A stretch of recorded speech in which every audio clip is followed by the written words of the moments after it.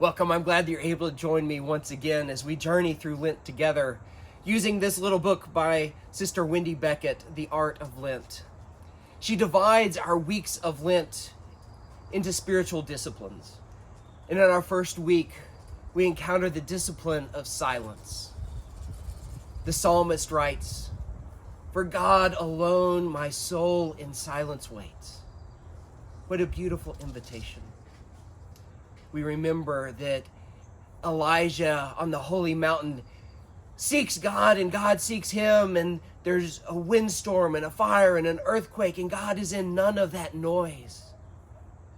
But it's in that still small voice, in the silence, that Elijah encounters the holy God.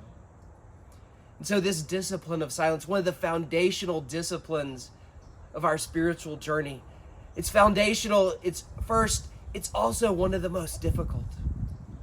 We resist silence greatly. We resist being still enough that we might receive the gift of silence from God. For silence truly is a gift. It is a grace. It is something that we receive. It's not something we strive for. It's not something we actually enter into. It's a gift that we receive. And the discipline is actually being in the posture to receive that gift, to notice, to unwrap, to open up that beautiful gift of silence. One of my mentors said, silence is such a fleeting gift. Someone asked, "How long do you spend in silence each day?" And he responded, "On good days, about 30 seconds. But it takes me about 20 minutes to get there." Silence is about that posture that waits for God. We're not able to force God into our silence. We're not able to force the gift upon ourselves. We wait. God gives and we receive. Now again, this is a foundational discipline. It's a difficult discipline. So there are many ways that people have found that are helpful to posture ourselves to receive this gift. And they work for many people. Some work better for others.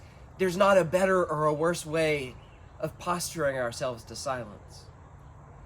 But there are two main ways that we can find of entering into silence. One is the way of negation, of putting aside everything that is not God, and a way of affirmation, of turning our attention to the things that we know are God. And so in the way of negation, one of the ways that we might do that is to simply sit and notice our thoughts. And as our thoughts come up, we acknowledge them, then we let them go. And we wait and we say, "Oh, this thought, it's not God. Oh, this thought, it's not God. Oh, I'm thinking about this, I must do." My soul waits for God alone. Wait, oh my soul, for God alone. Or in the way of affirmation, we may use an image or a word to bring us back into focusing our attention on what we know God is.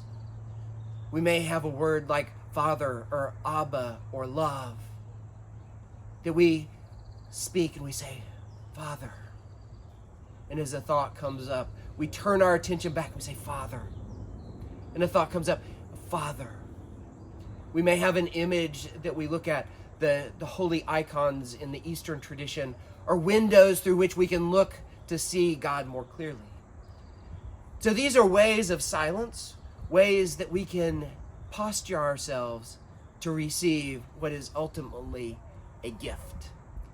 So I pray that in this week that you will set aside some time to experiment, some time to experience, some time to be still and allow your soul to wait for God alone. Blessings, my friends.